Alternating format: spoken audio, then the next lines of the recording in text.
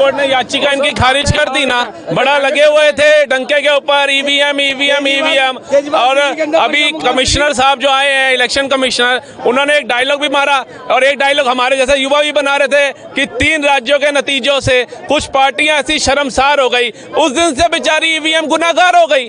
भारत जोड़ो यात्रा, भारत जोड़ो न्याय यात्रा, ईवीएम हटाओ यात्रा क्यों नहीं निकालते? पहली बात, एक मिनट भाई साहब, ईवीएम हटाओ यात्रा। और उनके फॉलोवर्स और जो चमचे घूम रहे हैं उनको बड़ी टेंशन है ईवीएम से। राहुल गांधी जिसने सत्ता संभालनी है, जिसने इलेक्शन लड़ना है, जो भाग दौड़ रहा है, उसको टेंशन नहीं है ईवीएम हटाने के लिए मैंने धरना प्रदर्शन करना है। पढ़े लिखे केजरीवाल जी को टेंशन नहीं है कि मैं ईवीएम के खिलाफ कोई आंदोलन बिछाऊं। पता है कि कोर्ट से ऐसी फटकार मिलेगी, अभी छोटी छोटी चीजों पे माफिया मांगते हो, कल को ईवीएम के लिए माफी मांगोगे। लेकिन जो फॉलोवर है ना, वो एक ह्यूमर फैला रहे हैं ईवीएम को लेकर के। ये क्या है, जैसे राहुल गांधी ने बयान दिया कि मोदी जी की जान ईवीएम में है, तो इधर आम आदमी पार्टी के मंत्री एक्टिव हो गए, वो भी कहने लगे हाँ तोते की जान फंसी हुई है ईवीएम में। अरे सर, ये मैं तो विपक्ष से पूरा निवेदन करता हूँ, आप सीटों को लेके तो एक नहीं हो रहे, लेकिन कम से कम ईवीएम को लेकर के एक हो जाओ, बैठ जाओ सारे धरनों पे, मत होने दो इलेक्शन।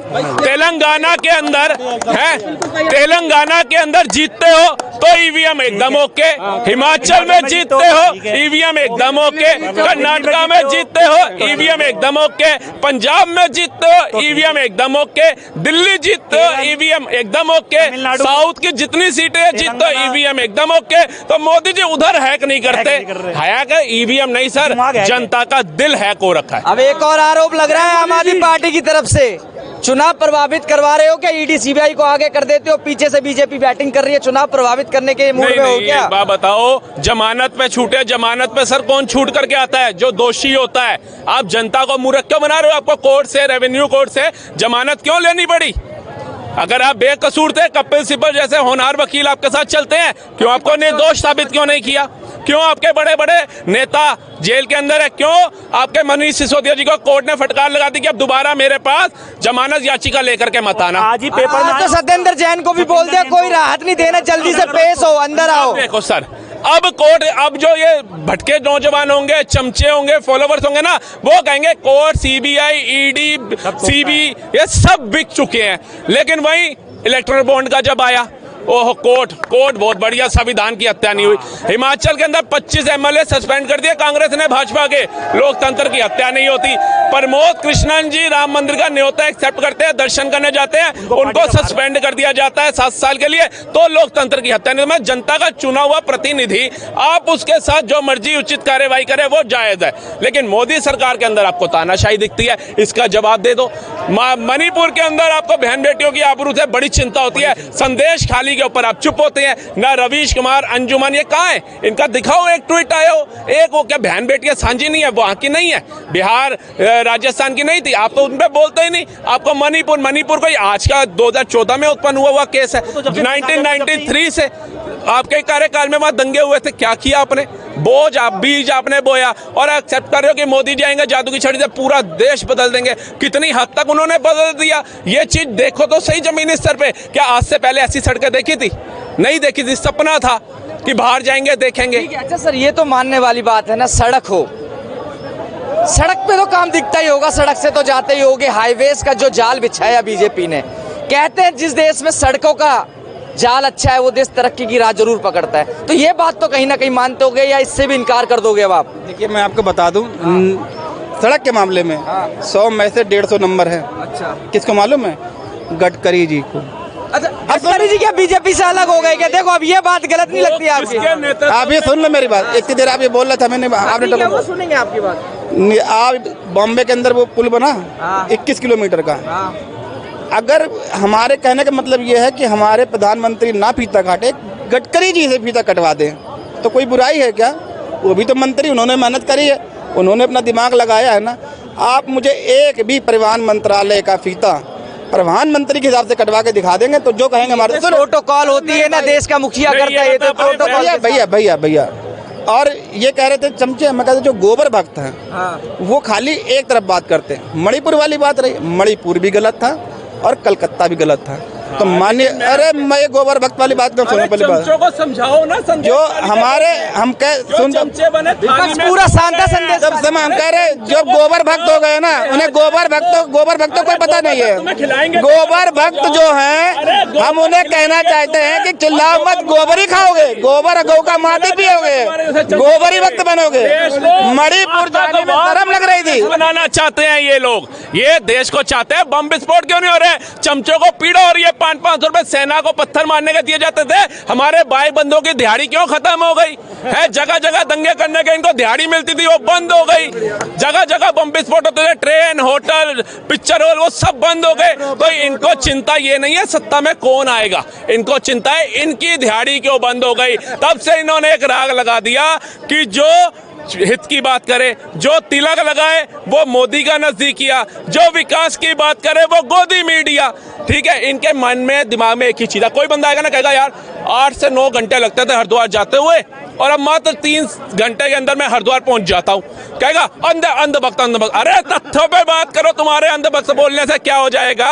चमचे थे, जिस थाली में रहे उसको खाली किया, कांग्रेस में रहे कांग्रेस ही खाली कर दी। तो इनकी क्या विश्वास करेंगे, किस तथ्य पे? आप ये बोलो 14 लेन के एक्सप्रेसवे नहीं बने, आप बोलो वंदे भारत जैसी ट्रेनें नहीं आई, आप बोलो एम्स नहीं बने, आप बोलो ट्रिपल IIT, IIM नहीं बने, आप बोलो कि गरीबों के लिए योजनाएं नहीं आई, आप बोलो एक मसला आतंकवाद का कश्मीर का या UNO में जाके अटक जाता था वो सोल्व नहीं हुआ, आप बोलो जम्मू से श्रीनगर तक ट्रेन नहीं चली, आप बोलो जो पाकिस्तान आए दिन हमारे को बम मारने की धमकी देता था और हम उससे 2 युद्ध जीते, उसको शांत नहीं करा पाए, और मोदी जी ने बिना युद्ध करे उसको शांत करा दिया। तो ये चीजें बोलो नहीं हुई, अगर हुई है तो एक्सेप्ट करो। अंधभक्त बोलने से आप जीत नहीं जाओगे। ठीक है, अंधभक्त तो कह दिया, अब इतनी सारी खूबियां गिना दी, 10 खामियां ही गिनवा दो ना आप। जब आपने गोबर भक्त, अंधभक्त जैसे शब्द ले आए तो कम से कम 10 खूबियां गिनवाई, 10 खामियां ही गिनवा दो आप। अब माइक मेरे पास है, फिर चिल्लाने लगे भगा दोगे इनको। क्यों भगा देंगे? इनका काम ही हो करना।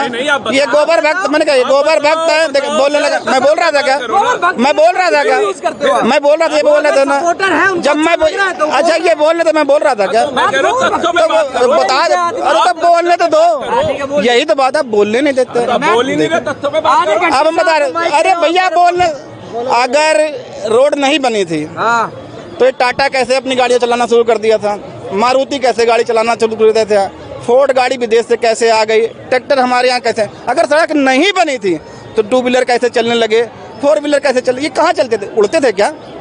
हाँ, ये जरूर है कि सुपर से वेरी सुपर हुआ, ये हम मानते हैं। और सुनिए, ये बता रहे हैं कि कश्मीर में दिहाड़ी वाले, मैंने दिमाग में गोबर भरना कोई बड़ी बात नहीं है। पुलवामा हुआ है ना, जो भी भाई वैष्णो देवी गया होगा वो एक भी पेन माता के दरबार तक लेकर जाकर दिखा दे, मैं मान जाऊंगा। कैसे वो इतना बड़ा अटैक हुआ, उस पर क्या कार्रवाई हुई? और अभी परसों की बात है, या 2-4-10 दिन आगे पीछे बता दूंगा। कार्रवाई तो बता रहे, सर्जिकल हुआ था ना, आप भूल गए क्या? या अभी सबूत इन्होंने एक जवाब दे दिया, मैं भूल जाऊंगा। मैंने वही कह रहा हूँ कि भाई वो आया कैसे, हाँ वो आया कैसे, कार्रवाई मत पूछो। हाँ मैं वही कह, आया कैसे। देखिए और सुनिए, हमारे किसी भी सेना के अधिकारी ने, आप ट्वीट दिखा दीजिएगा या वीडियो किसी ने डाली, उसने कहा हो कि हमने इतने सैनिक मारे या इतने आतंकवादी मारे, किसी भी हमारे अधिकारी रैंक का कहा हो, आप बता देना। कहा किसने?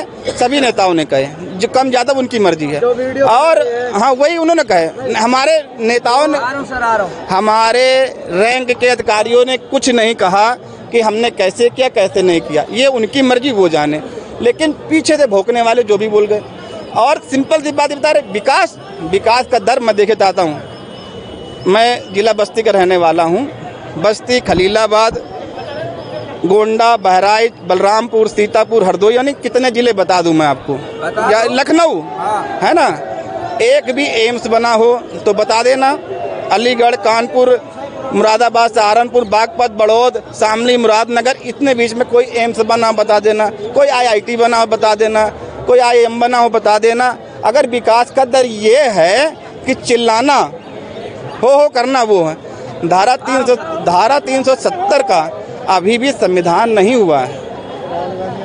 मानते हो ना, कोर्ट ने तो जो फैसला दिया, कोर्ट ने तो ऐसे फैसला दिया ना, सही फैसला था। कोर्ट की तो मानते हो, कोर्ट का तो मान सम्मान करते हो। कोर्ट का फैसला सर आंखों पर, लेकिन दूसरा क्रेडिट क्यों ले? अगर कोर्ट जो फैसला कर रहा, अगर हमारा राम मंदिर बना है तो कोर्ट का फैसला हम उसको दिल से स्वीकारते हैं, दूसरा फीता क्यों काटे? सर मैं बताता हूँ आपको, सुनना, आप तजुर्बे में ज्यादा होगे, मैं बताता हूँ। जब घर का बड़ा बेटा मकान बनाता है ना, तो क्रेडिट उसको मिलता है। जो सत्ता में होगा ना, उसके राज में जो काम होगा। 370 बीजेपी के में हटी तो क्रेडिट लेगी, राम मंदिर बना तो क्रेडिट लेगी, 3 तलाक पे हुआ तो क्रेडिट लेगी, सीए पे आया कानून तो क्रेडिट लेगी बीजेपी। इसमें कोई इनकार नहीं होना चाहिए। हमारी बात सुनो, बड़ा बेटा कौन, प्रधानमंत्री या राष्ट्रपति?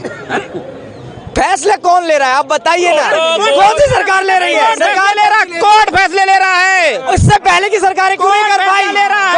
कांग्रेस के पास मौका नहीं था क्या? कांग्रेस के पास कोर्ट फैसले ले रहा है, कोर्ट फैसले ले रहा है, कोर्ट फैसले ले रहा है। और बड़ा बेटा कौन, बड़ा बेटा कौन नहीं है, बड़ा बेटा कौन? एक काम बताओ, अभी यहाँ पर कोई रेडी लगी है इलीगल तरीके से, जब तक हम उसकी कंप्लेंट नहीं करेंगे उस रेडी को कौन हटाएगा?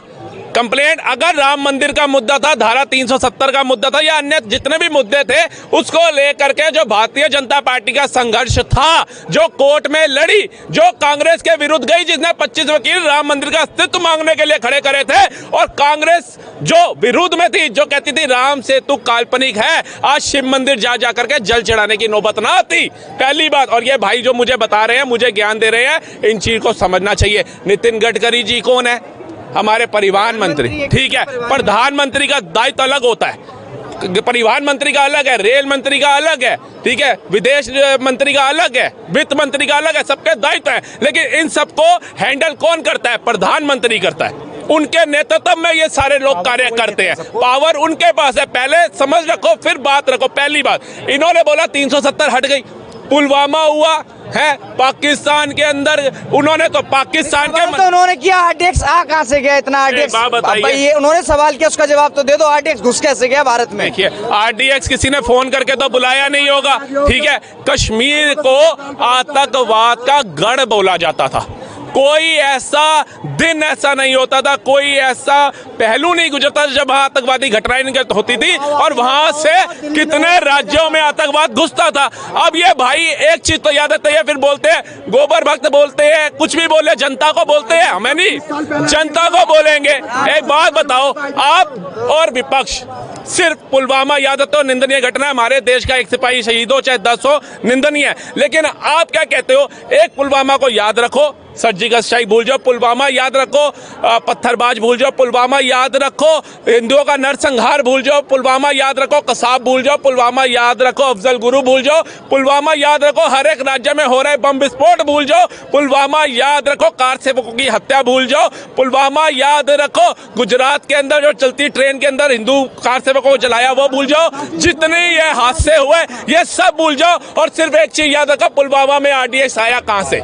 क्या बात कर रहे हो? एक पुलवामा हादसा निंदनीय था, बार बार कह रहा हूं, लेकिन एक उसको देखते हुए उस पर कार्रवाई हुई, सर्जिकल स्ट्राइक हुई, सारा हमला हुआ, और पाकिस्तान ने बोला, अभिनंदन जैसा शूरवीर हमारे यहाँ आया, उसके वहां पार्लियामेंट के अंदर उनका नेता बोल रहा है, उससे बड़ा सबूत क्या चाहिए आपको कि उसकी पार्लियामेंट के अंदर खड़ा हुआ बंदा कह रहा है कि 24 घंटे में अभिनंदन को छोड़ दो, नहीं तो मोदी फोर्स भेज रहा है। उससे बड़ा सबूत क्या चाहिए कि अपने देश पे आपका भरोसा नहीं, अपने देश की सेना पे आपका भरोसा नहीं, और दूसरे देश की पार्लियामेंट में खड़ा हुआ मिनिस्टर बोल रहा है उस पर भी आपका विश्वास नहीं। मैं इसलिए कहता हूं सर, विरोध करना है मोदी का, वहां करो जहां जायज हो, लेकिन जहां जायज ना हो वहां विरोध मत करो, क्योंकि जनता जागरूक है, जनता समझती है। ये 14 लाइन के एक्सप्रेस पे जनता घूम के आ रही है, कुवैत से हमारे 9 सैनिक आ रहे हैं, वो दिख रहे हैं। आप भारत में राम मंदिर का विरोध करते हो, अबू दुबई मुस्लिम कंट्री में बनता है, आप कहते हो मोदी मुस्लिम कंट्री का, मोदी हिंदू मुस्लिम करता है। अगर मोदी हिंदू मुस्लिम करता है तो कुवैत को हमारे 9 सैनिक नहीं छोड़ने चाहिए थे।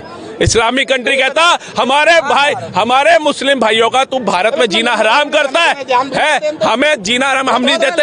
अबू दुबई में राम मंदिर नहीं बनाना चाहिए, सबसे सबसे सेंसिटिव मुद्दा था। ज्यादा लंबा बोलोगे भूल जाएंगे। अच्छा अरे कुछ तो हमने सुना होगा। विपक्ष बुला देंगे। बात बोलूं? एक बात बोलते छोटी सी, इन्होंने बोला ना छोटी सी, हमारे साथ आए तो सही।